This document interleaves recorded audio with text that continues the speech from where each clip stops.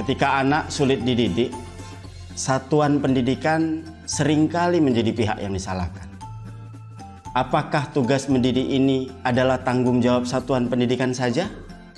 Tentu tidak. Seharusnya tugas mendidik ini menjadi tanggung jawab bersama antara satuan pendidikan dan keluarga. Oh iya, ini kan tanggung jawab bersama. Bagaimana caranya ya agar keluarga bersedia untuk memahami ini dan mau terlibat? Sekarang saya perlu cari tahu pada saat kapan saja satuan pendidikan saya ini membutuhkan keluarga. Kita telah memahami pentingnya kolaborasi satuan pendidikan dan keluarga. Saat ini, ibu dan bapak akan memahami aspek penting apa saja dalam proses pendidikan murid yang memerlukan kolaborasi antara satuan pendidikan dengan keluarga. Ada 3 aspek penting yang memerlukan kolaborasi dengan keluarga, yaitu 1. Aspek hasil belajar murid. 2. Aspek informasi tentang tumbuh kembang murid. 3. Aspek keselarasan pendidikan keluarga dan satuan pendidikan dalam mengasuh dan mendidik murid.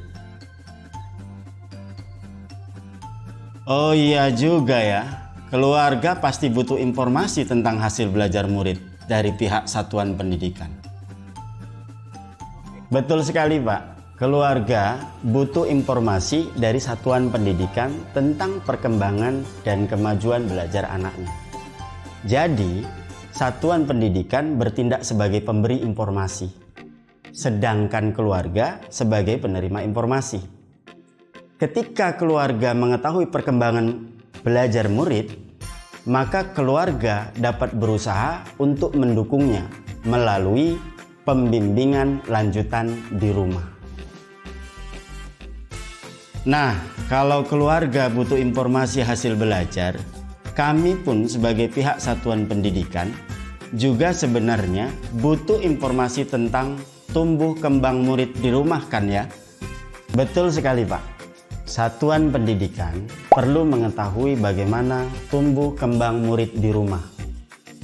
Informasi ini hanya bisa diperoleh dari keluarga.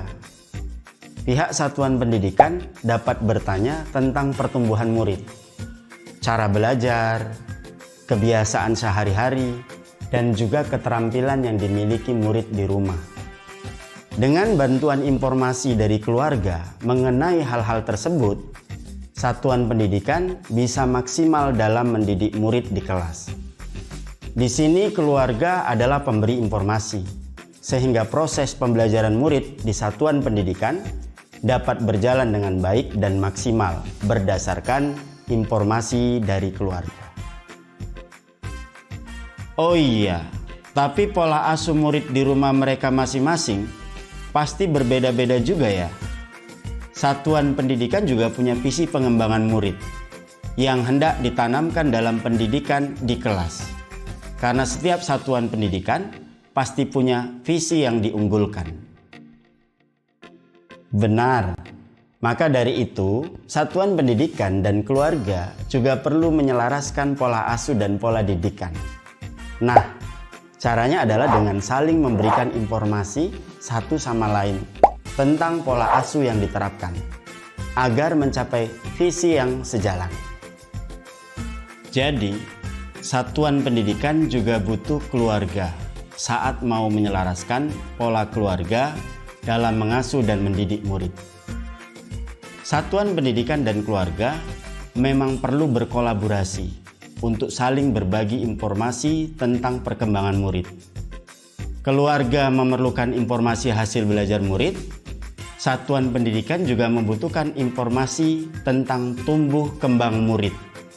Kemudian, kolaborasi antara keluarga dan satuan pendidikan dapat menyelaraskan pola dalam mengasuh dan mendidik murid.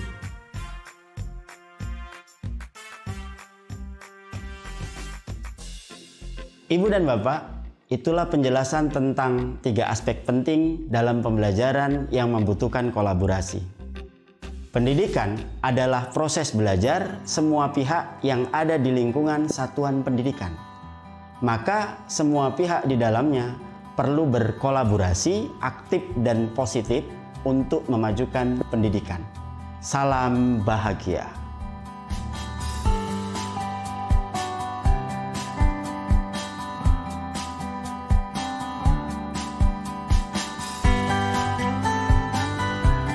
Sangatlah penting untuk mendukung proses tumbuh dan kembang murid yang maksimal. Murid sebagai penerima manfaat dalam kolaborasi satuan pendidikan dan keluarga akan bertumbuh dan berkembang secara maksimal jika satuan pendidikan memperhatikan 3 aspek penting dalam proses kolaborasi.